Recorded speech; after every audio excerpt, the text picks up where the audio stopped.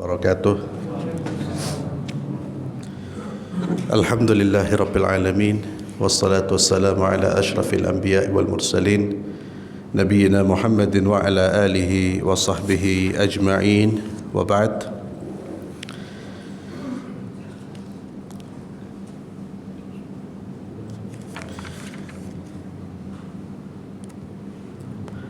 Melanjutkan bab terakhir dari kitab Riyadhus Shalihin.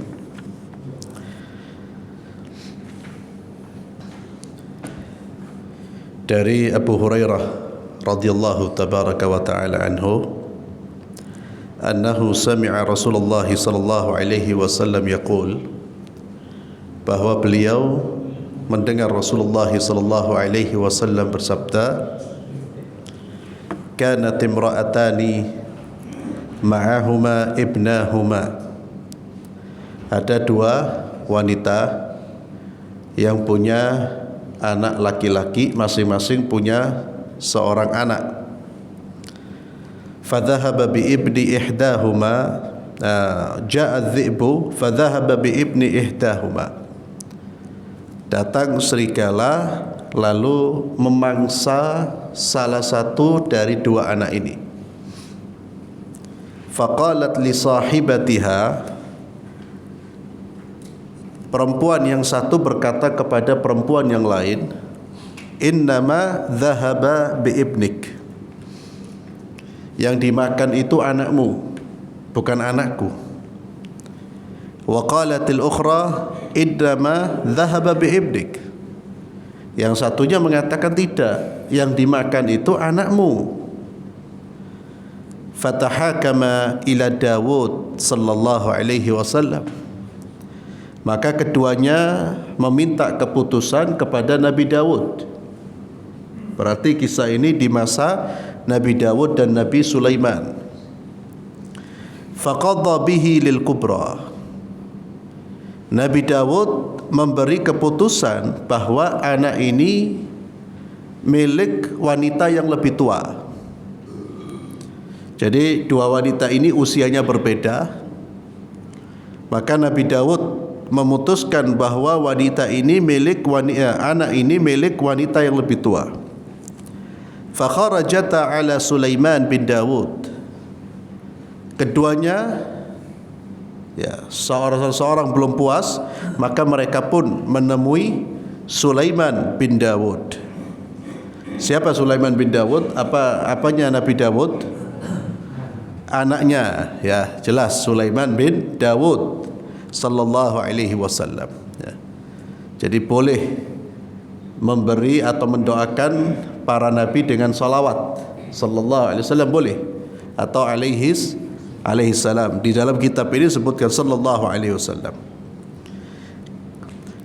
Mereka menemui Sulaiman bin Dawud, putranya Nabi Dawud. Fa akhbarata, keduanya pun bercerita tentang kasus yang mereka alami. Faqala ituni bisikin asyukkuhu bainahuma. Sulaiman pun ketika memutuskan, beliau menggunakan hila. Hila itu tipu daya untuk mengetahui ini anak betul-betul miliknya siapa. Maka dia mengatakan, kalian coba datangkan pisau, saya akan belah anak ini jadi dua, saya kasihkan satu persatu buat mereka. Saya belah dan mereka jadi dua. Faqalatis sughra, maka segera spontan yang kecil mengatakan, berteriak, la taf'al, jangan kamu lakukan. Rahimakallah, semoga Allah merahmatimu, huwa ibnuha, anak ini anaknya dia. Anak ini anaknya dia. Yang tua diam aja. Maka Sulaiman pun faqadha bihi lisughra, memutuskan anak ini miliknya siapa? Yang kecil apa yang tua? Yang kecil. Kenapa yang kecil diputuskan yang kecil? Ketika anak ini mau dipotong, dibelah jadi dua, yang besar diam. Kalau itu anaknya, dia akan spontan. Yang kecil spontan dia, lah jangan dibelah. Bahkan dia rela daripada dibelah, biarkan di. Ini kecerdasan Nabi Sulaiman. Maka di dalam kisah ini bahwa kecerdasan, pemahaman itu pemberian dari Allah Subhanahu wa taala dan tidak terkait dengan usia. Nabiullah Daud tentu usianya lebih matang usianya lebih tua daripada Nabi Sulaiman. Tapi pemahaman, kecerdasan, sama-sama paham, sama-sama cerdas tentunya Nabi, tapi bertingkat-tingkat. Sulaiman lebih fatan. Bukan Nabi Daud tidak cerdas, la ma'adallah. Nabi Daud cerdas, tapi kecerdasannya bertingkat-tingkat. Seluruh nabi itu mulia, namun yang paling mulia Sayyidina Muhammad sallallahu alaihi wasallam.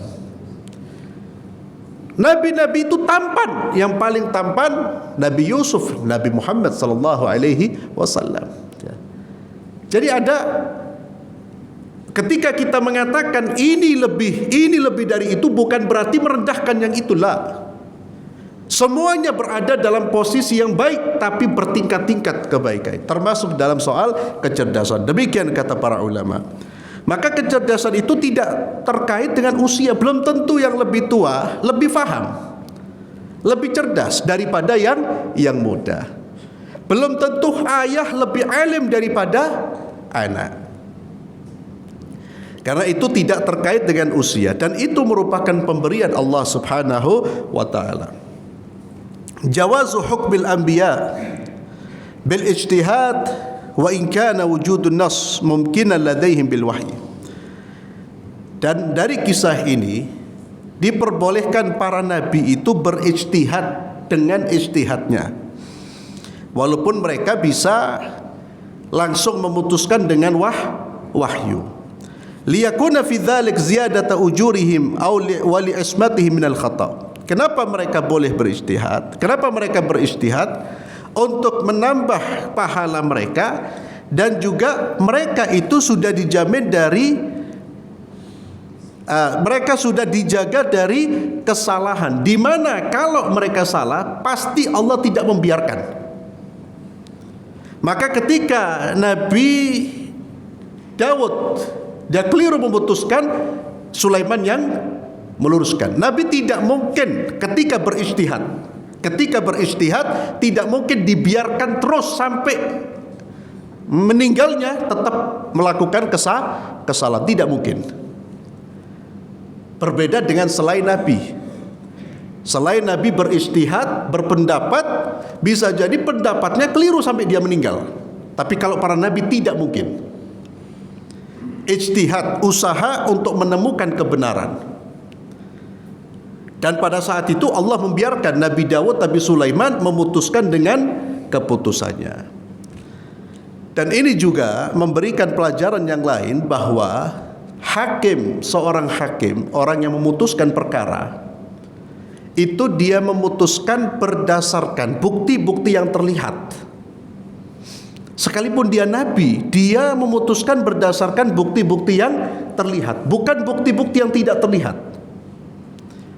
Kalau diputuskan berdasarkan wahyu, tidak terlihat.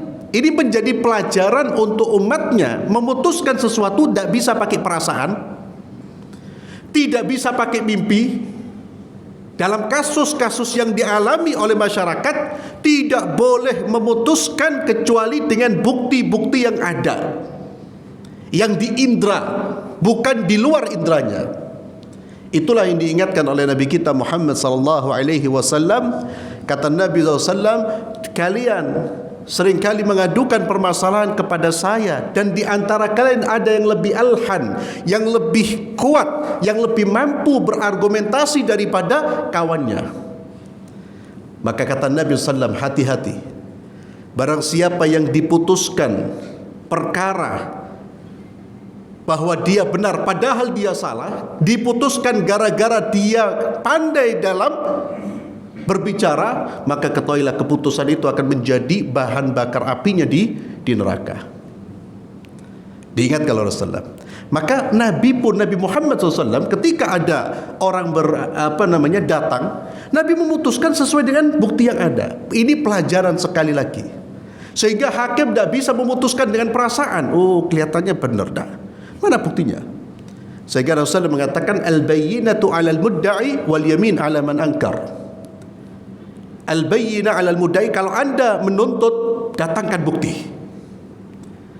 Kalau Anda menolak, bersumpahlah bahwa tuntutannya salah. Ini pelajaran penting. Jadi ke kita pun ya, ketika ada orang datang meminta keputusan, hati-hati dengan apa? Dengan keputusan yang tidak objektif. Keputusan-keputusan berdasarkan kecenderungan pribadi. Hati-hati, akhirnya bisa jatuh pada sikap zalim atau tidak adil. Id la yuqarrun 'alal batil, la yuqarrun, ya, mereka tidak dibiarkan di atas kebatilan. Ya. Jawazu taharril haq bil qara'in wal hiyal. Ya, diperbolehkan mencari kebenaran dengan indikator-indikator dan juga melakukan tipu daya. Tipu daya maksudnya seperti apa yang dilakukan oleh Nabi Sulaiman. Diambil pisau, mana pisau? Ingin tahu kondisi batin dari keduanya. Siapa yang lebih syafaqah, siapa yang lebih kasih sayang, siapa yang lebih rahmat, itulah ibunya. Walaysa fihi jawazu naqdil ijtihad. Ini termasuk bab tentang fikih, ya. Jadi ini diantara kisah yang terjadi. Maka ada kecerdasan manusia itu berbeda-beda, ya, dan tidak ditentukan dengan usia. Kemudian dari Mirdas al-Aslami, beliau berkata, Nabi SAW bersabda, yadhhabu salihun al-awwal fal-awwal. Kata Nabi SAW, orang-orang saleh akan meninggal satu persatu, akan dipanggil oleh Allah Subhanahu wa taala. Wa tabqa hufalatun ka hufalati asy-sya'ir aw at-tamr la yubalihimullahu balah. Akhirnya yang tersisa adalah huthalah. Huthalah di sini al-baqiyah ar-radi'a min kulli syai'. Sisa-sisa dari segala sesuatu. Itu disebut huthalah. Di sini dikatakan huthalah atau sisa-sisa yang tidak bermanfaat dari gandum, ya, kulitnya atau apanya yang dibuang, atau dengan bahasa lain sampahnya. Nanti yang tersisa di kalangan manusia itu manusia-manusia dalam tanda kutip seperti sampah. Tidak ada kebaikan dalam diri mereka. Yang mereka kerjakan perbuatan yang kotor, yang keluar dari lisannya kotor, yang keluar dari fikirannya kotor, tindakannya kotor, seperti sampah.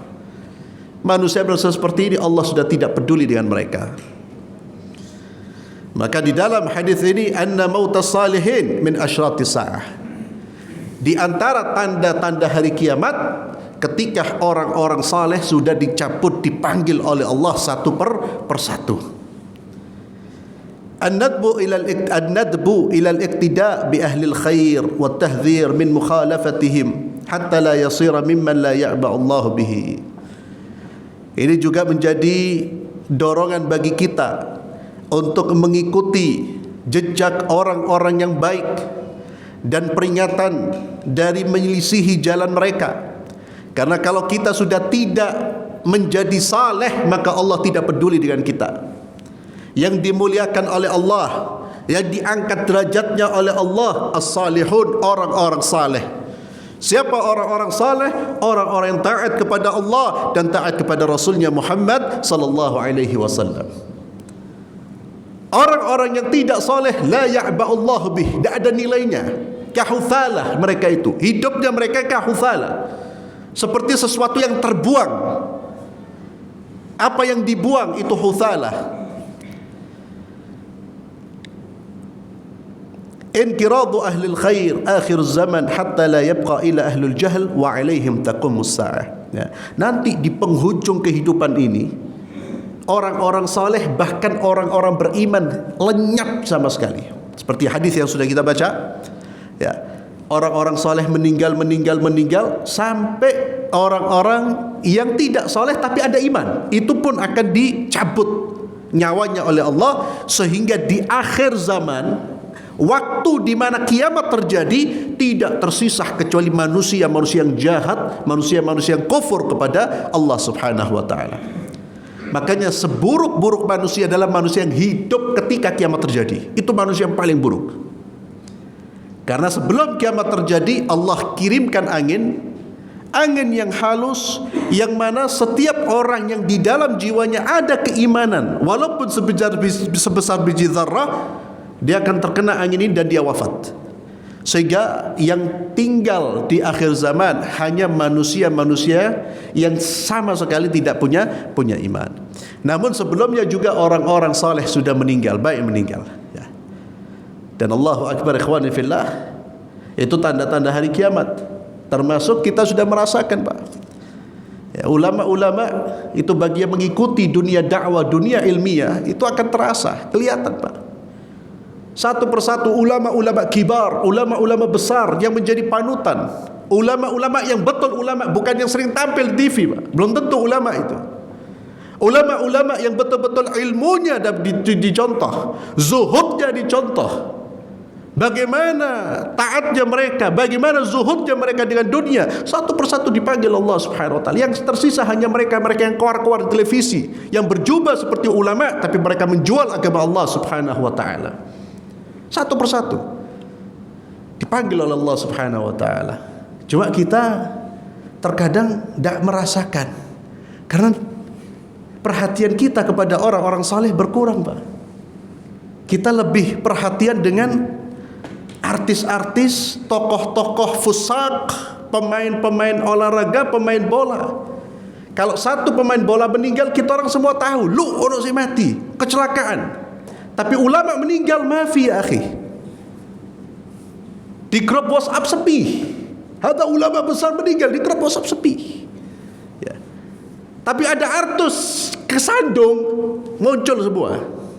Ya akhi. Artinya apa? Kita sudah ada kepedulian dengan agama Allah. Orang-orang yang membawa agama ini kita tidak kenal mereka.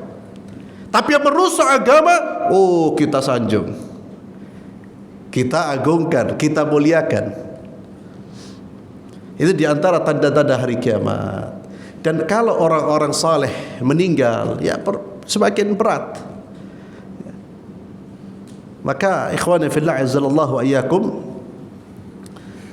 membina dan mengkader orang-orang atau anak-anak, pemuda-pemuda kita menjadi pribadi yang saleh itu satu keharusan, Pak, untuk menjaga kebaikan di tengah-tengah masyarakat. Karena kalau sudah ada orang yang peduli dengan agama, orang-orang yang taat kepada Allah, yang mengajak manusia ke jalan Allah, rusak, binasa masyarakat itu. Pentingnya ada kaderisasi. Jadi kalau anak antum umpamanya sudah cenderung ke agama, dukung, didoakan, mau masuk pesantren masukkan. Jangan sampai takut memasukkan pesantren, nanti anakku jadi apa, mangan apa, lu sano warung tua iki. Kasihan. Sampai sekarang saya pikir sudah ada orang kayak gitu. Sampai sekarang masih ada. Saya ini khawatir Ustaz, kalau anak saya di pesantren, engkau kerja apa? Loh, ya akhi, ente lihat di luar itu pengangguran, itu S2, S3 Pak, ada pengangguran banyak. Ente lihat yang fulus-fulus ikut, dak sekolah, tajir. Ente mau bukti lagi, kocek itu dak sekolah, iso mangan deh. Ente ribut sama, ya akhi, orang, ya akhi ini maujud, dan itu buat kita kaget.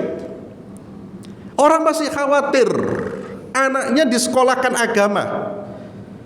Lek tahfidz Quran yo apa anakku kok. Lek urusan hadza ya akhi, urusan makan.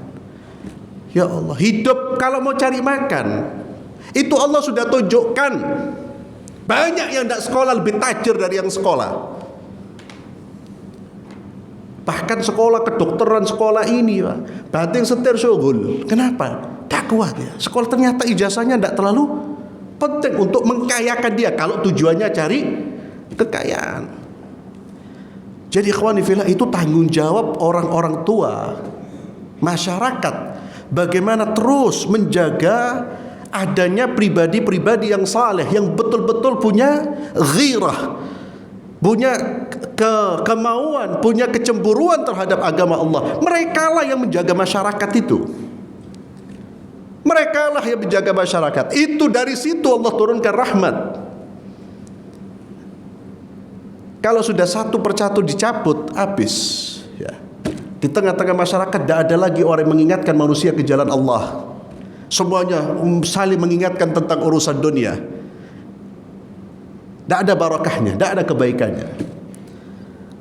Maka ikhwani fillah, kalau kita punya anak, ya, saudara, ada kecenderungan laki atau perempuan, dorong, doakan.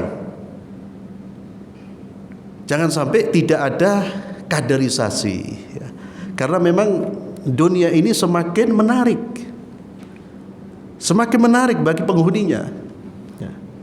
Orang semakin tertarik dengan dunia, lupa dengan akhiratnya. Khawatir kemudian semuanya urusannya dunia, tidak ada memikirkan akhirat. Ini berat. Dari Rifa'ah bin Rafi' Az-Zuraqi radhiyallahu anhu, beliau berkata, Ja'a Jibril ila Nabi sallallahu alaihi wasallam. Malaikat Jibril datang kepada Rasulullah sallam, berkata, Ma ta'udduna ahla badrin fikum. Apa atau siapa ahlu Badr, atau siapakah atau apa tanggapan kalian terhadap ahlu Badr, yakni sahabat-sahabat yang ikut berperang di medan Badar, perang Badar. Qala min afdalil muslimin, mereka adalah orang muslim yang paling afdal. Au kalimatan nahwaha, atau menyebutkan kalimat yang semakna dengan itu. Qala wa kadzalika man syahida badran minal malaikah. Demikianlah malaikat yang paling afdal adalah malaikat-malaikat yang turun ketika pada perang Badar.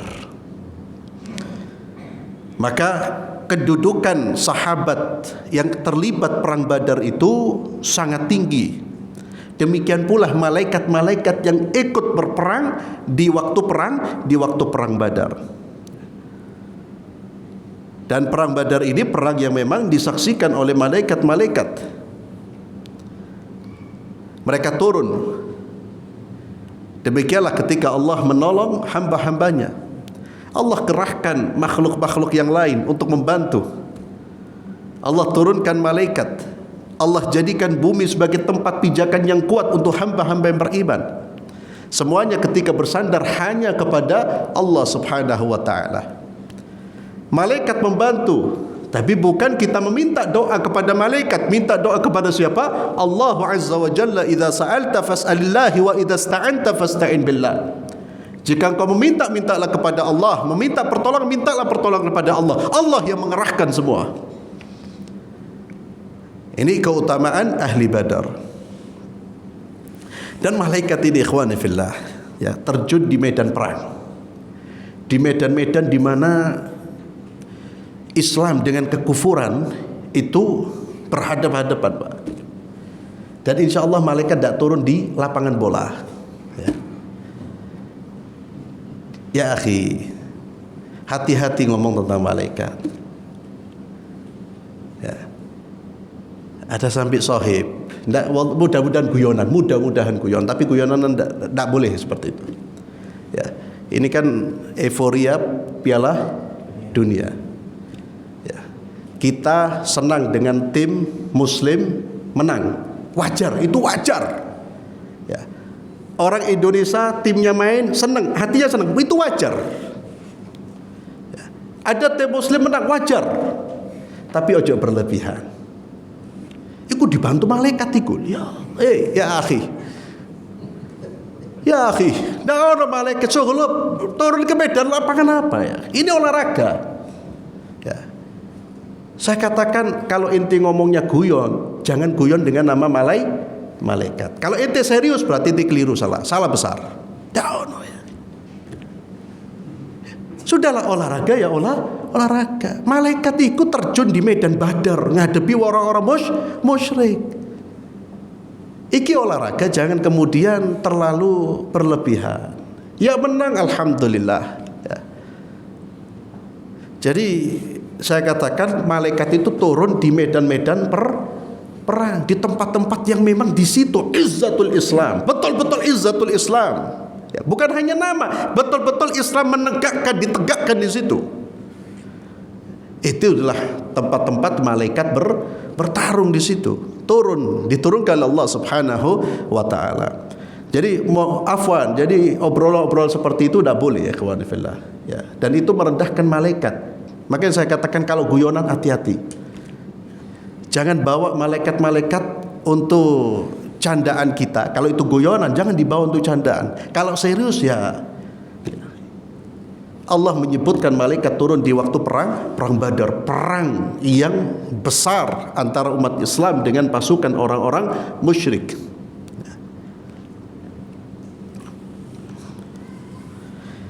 Kemudian dari Abdullah bin Umar radhiyallahu anhuma beliau berkata, bersabda Rasulullah sallallahu alaihi wasallam, "Idza anzalallahu ta'ala biqaumin 'adzaban asabal 'adzabu man kana fihim thumma bu'itsu 'ala a'malihim." Muttafaqun alaih. Jika Allah Azza wa Jalla turunkan azab bagi suatu kaum, maka azab itu akan merata mengenai mereka semua. Azab itu tidak pilih orang. Kalau Allah sudah turunkan di satu masyarakat, di satu kaum, maka tidak lagi dipilah dan dipilih. Oh ini semuanya kena. Thumma bu'itsu ala a'malim. Nanti kemudian mereka dibangkitkan, baru dipisahkan mana yang saleh, mana yang taleh.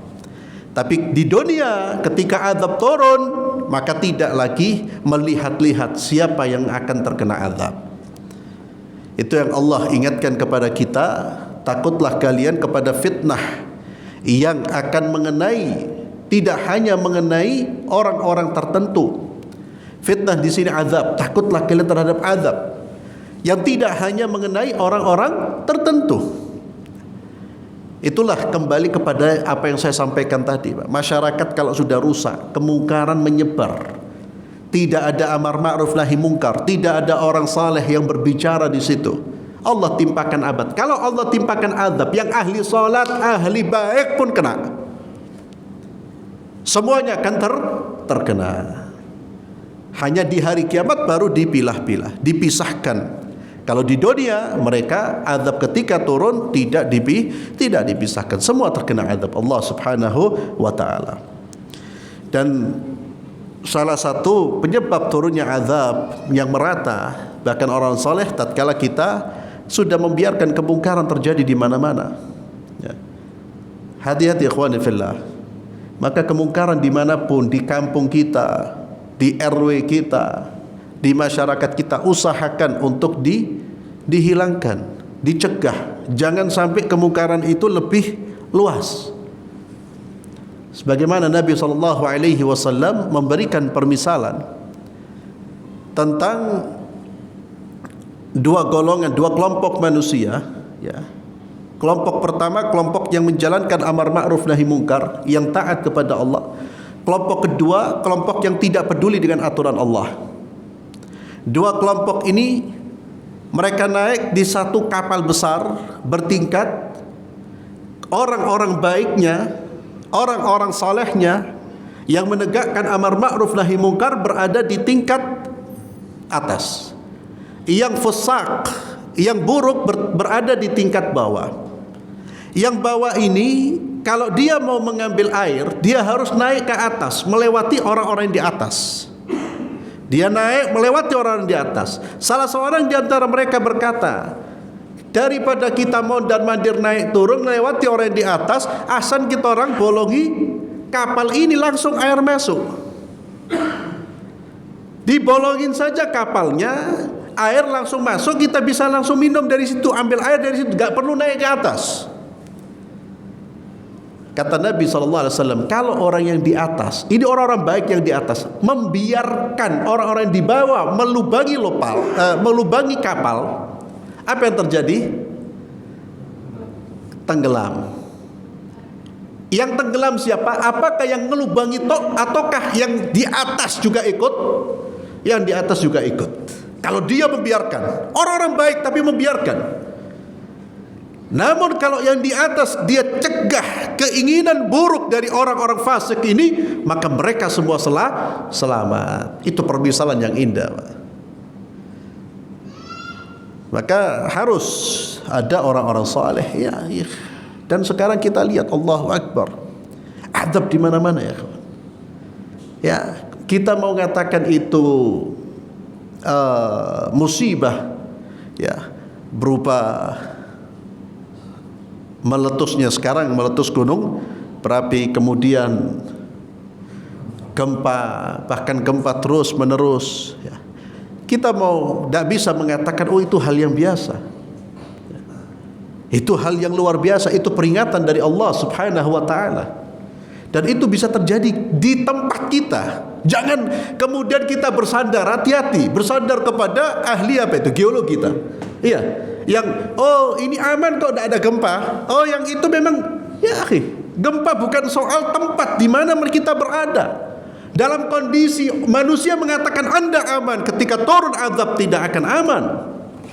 Dan jangan pernah merasa aman. Afa aminu makrallah. Terkadang kita ya tidak apa, memang gempa itu tempatnya itu. Lalu kita orang aman loh, wanita. Itu semua alam yang Allah goyangkan. Alam yang kemudian Allah jadikan menjadi tidak bersahabat dengan manusia, menenggelamkan manusia, merobohkan rumah-rumah manusia. Itu peringatan dari Allah Subhanahu wa taala. Jangan main-main dengan Tuhanmu. Jangan main-main dengan Allah. Digoncang sedikit ambruk kita, selesai. Maka hentikan kemungkaran, kezaliman, kemaksiatan. Dan kita yang sadar berupaya untuk itu.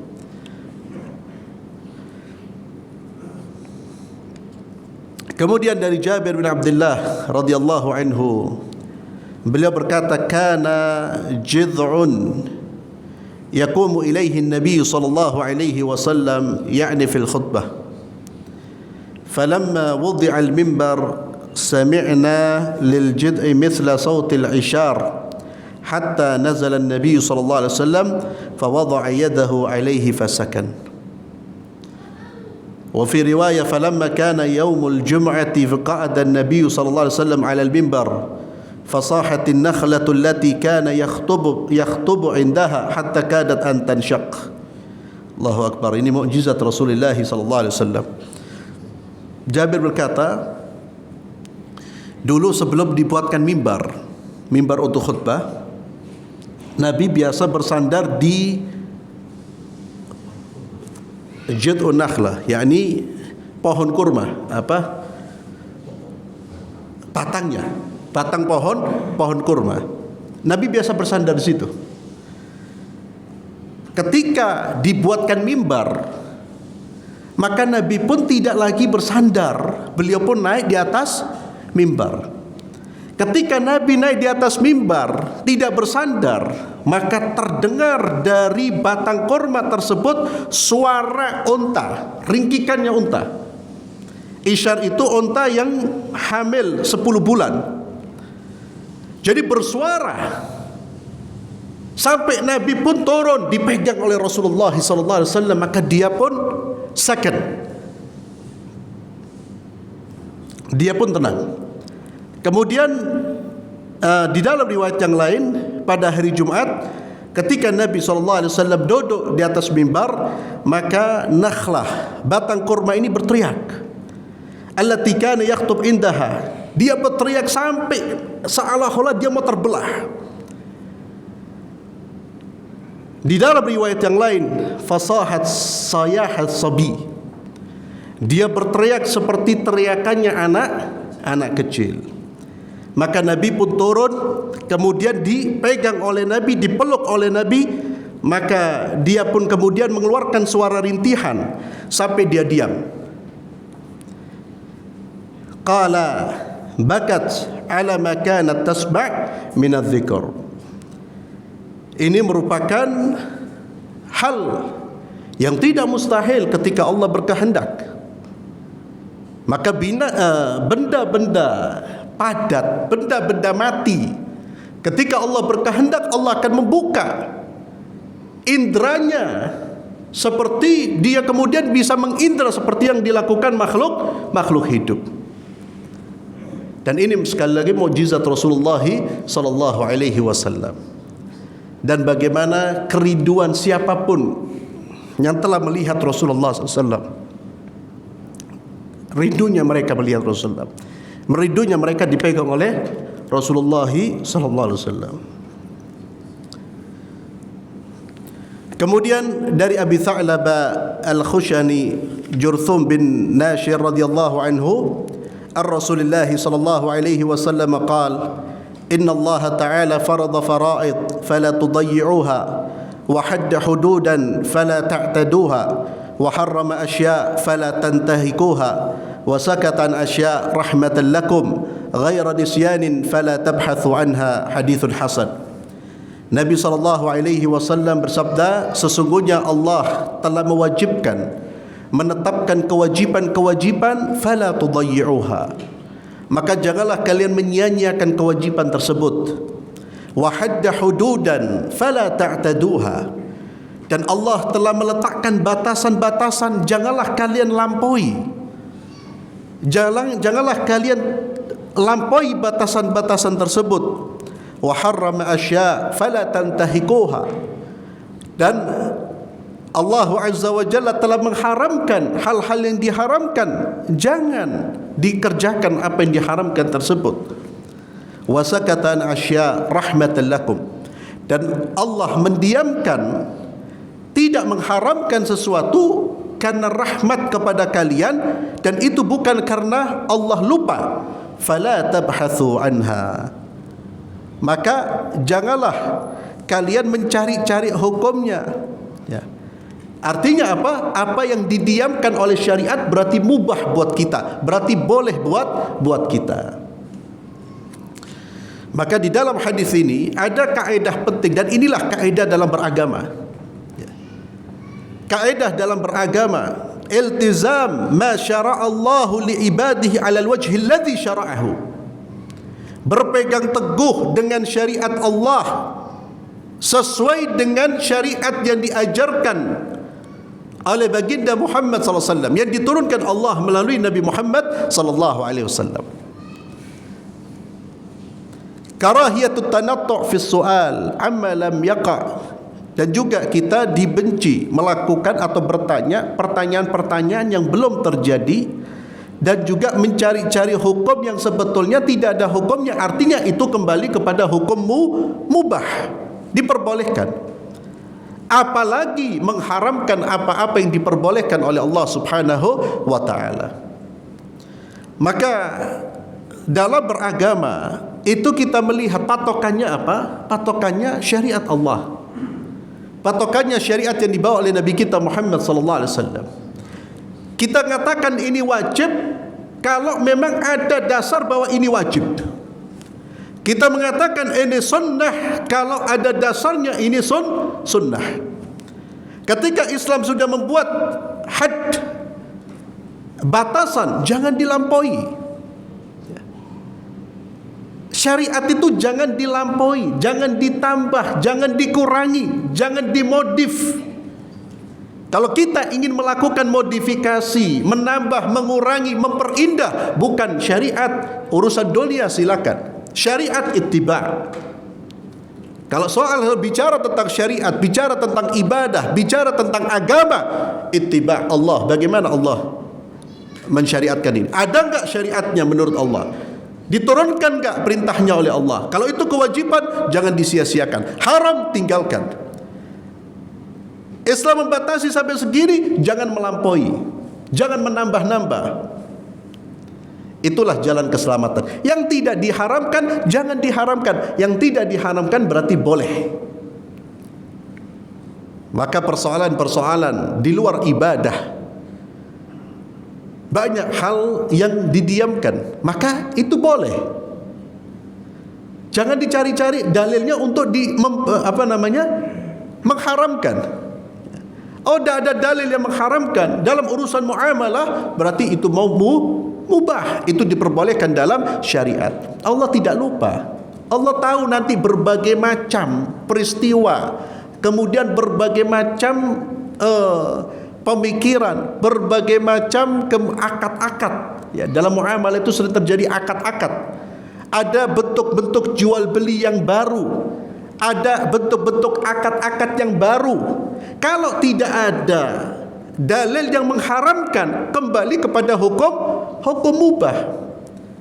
Dasarnya apa? Allah tidak lupa. Bukan Allah tidak tahu nanti di akhir zaman terjadi banyak hal. Allah tahu kalau itu haram akan disebutkan oleh Allah Subhanahu wa taala. Jadi hati-hati, jangan menambah agama, ya, syariat agama. Ikuti hududnya, aturannya, batasannya, dan hati-hati juga jangan mengharamkan apa-apa yang dihalalkan oleh Allah, ya. Mengharamkan apa-apa yang dimubahkan. Dari mana kita tahu hukum mubah? Tidak ada dalil pengharaman. Kalau tidak ada dalil pengharaman, jangan dicari-cari untuk diharamkan. Karena yang haram itu jelas. Kalau enggak jelas, bukan sesuatu yang haram, kembalikan kepada hukum mubah. Kemudian dari Abdullah bin Abi Aufa radhiyallahu anhuma, beliau berkata, "Ghazawna ma'a Rasulillah sallallahu alaihi wasallam sab'a ghazawat na'kulul jarad." Abdullah bin Abi Aufa berkata, kami pernah berjihad bersama Rasulullah sallallahu alaihi wasallam 7 kali perang, ya.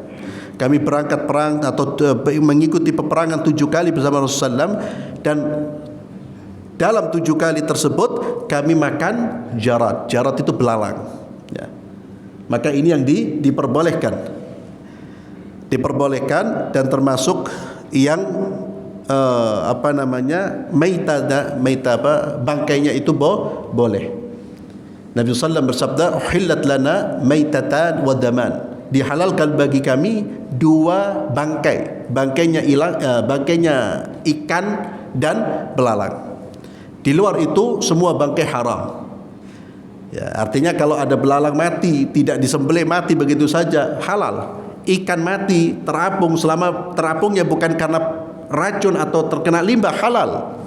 Ya, itu bangkai.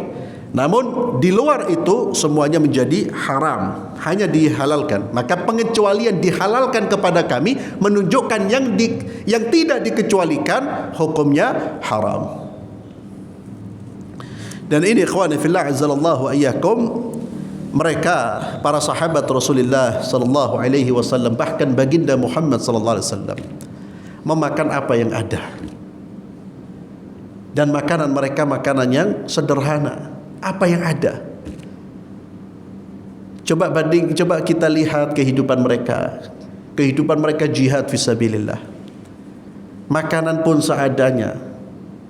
Dan tidak ada yang gila di zaman Nabi. Ujian bertubi-tubi datang. Setiap hari urusannya menghadapi orang-orang musyrik. Setiap tahun perang, atau baca sejarah, tahun pertama, kedua selalu ada jihad. Dan jihadnya bukan jihad seperti sekarang. Jarak jauh, tinggal duduk di tempat, berangkat dulu ke medan perang. Dan kaum muslimin selalu mengalami kekurangan tunggangan. Satu tunggangan kadang dibuat gonta-ganti beberapa sahabat. Berangkatnya ke medan perang itu sudah susah. Ada perang Dzatur Riqa. Kenapa disebut Dzatur Riqa? Karena kulit-kulitnya mereka, kukunya mereka terkelupas. Yo, tidak mampu gitu orang hidup zaman Rasulullah sallallahu alaihi wasallam. Alhamdulillah hidup di zaman sekarang ini, Masya Allah ya akhi. Jihadnya kita apa? Ibadah, dakwah, sholat di masjid, duduk di majlis ta'lim. Itu pun sering kata ya. Soro. Ya Allah, alhamdulillah, alhamdulillah Pak. Jadi antum jangan pernah mengatakan enak ya hidup sama Nabi, ketemu Nabi. Memang satu sisi enak Pak ketemu Nabi, tapi di sisi yang lain berat ujiannya Pak. Dan Allah tahu kualitas ana, kualitas antum. Oh, tidak cocok Isa ini hidup zaman biyen, tidak cocok. Zaman biyen ikut Abu Jahal ini, ya. Ikut Abu Jahal, ikut Abu Lahab. Wong kita orang saja hidup kayak gini aja jarang ke masjid kok, apalagi ngadepi orang-orang kafir, diiming-imingi dunia. Loh, belok Nabi bendino jihad Pak. Ninggalkan dunia, ninggalkan rumah. Hijrah itu ninggalkan rumah yang dia hidup lahir di dalamnya. Hijrah ditinggalkan, hartanya ditinggalkan, tidak bawa harta. Menyeberangi padang pasir menuju Mekah, menuju Madinah. Ya Allah. Ujian seperti itu pun terkadang Allah kasih ujian lagi. Tidak ada makanan. Makanya mereka bertahan dan mereka menjadi manusia terbaik di sisi Allah Subhanahu wa taala. Dan kita bisa merasakan nikmatnya Islam. Tentu karena Allah, setelah Allah Azza wa Jalla karena perjuangan mereka. Maka memuliakan para sahabat Rasulullah sallallahu alaihi wasallam termasuk bagian dari akidah Ahlussunnah wal Jamaah, dan itu indikator keimanan. Itu indikator keimanan. Jadi kehidupan yang subhanallah. Dan ikhwani fillah, penting sekali kita ya, antum dan juga di keluarga antum membacakan sirah Nabi dan juga sirah sahabat. Penting itu Pak. Itu salah satu kiat membangun sikap atau mental kuat menghadapi berbagai macam ujian duniawi. Juga membangun kezuhudan dalam diri kita, membangun kesadaran bahwa dunia ini sangat rendah nilainya. Jadi yang sering dilihat, yang sering dibaca, yang sering ditampilkan Nabi, sahabat, ulama. Namun kalau anak-anak kita bendino nonton sinetron, drakor, mentalnya ya kayak gini Ustaz. Diuji sedikit geblak, apa murtad. Karena ujian sedikit, ya Allah Ustaz saya kok gini, kok gitu. Ujianmu apa? Kenapa? Karena tidak siap dia menghadapi dunia. Karena apa? Yang ditonton haula. Coba lihat, itu salah satu ikhwani fillah, afwan kelemahan kita semua. Didikan kita untuk mendekatkan mereka kepada Rasulullah, kehidupan Rasulullah bersahabat itu masih lemah. Makanya anak ini jangan diajari terus nonton film, kadang diajak nang bioskop. La haula wala quwata illa billah. Terus mau menjadi anaknya tangguh seperti Umar. Ya akhi, melempem. Kebanyakan lihat apa? Drakor. Tahu drakor antum? Drama Korea ya. Drakor itu drama Korea ya. Khoyal ya, ganteng-gantengan, cantik-cantikan, akhirnya tuh model gini bedilo kata paesa terus. Urusannya apa? Urusan terus maafi, wala pikir Palestina, wala pikir izzatul Islam. Yang dilihat haula. Itu salah satu kelemahan kita ya. Kelemahan kita semua. Maka ya apa caranya yang menjadi tontonan, yang menjadi sesuatu yang mereka dengar, kehidupan itu penting sekali Pak. Belajar sirah Nabi, sirah sahabat. Orang kalau betul-betul melihat kehidupan mereka, ya Allah, tidak bergeming dengan dunia, dan mentalnya akan tumbuh. Itu mental pejuang, mental orang-orang yang kuat. Wallahu alam bisawab. Kita akhiri dengan doa kafaratul majlis. Subhanakallahumma bihamdik asyhadu an la ilaha illa anta astaghfiruka wa atubu ilaik. Assalamualaikum warahmatullahi wabarakatuh.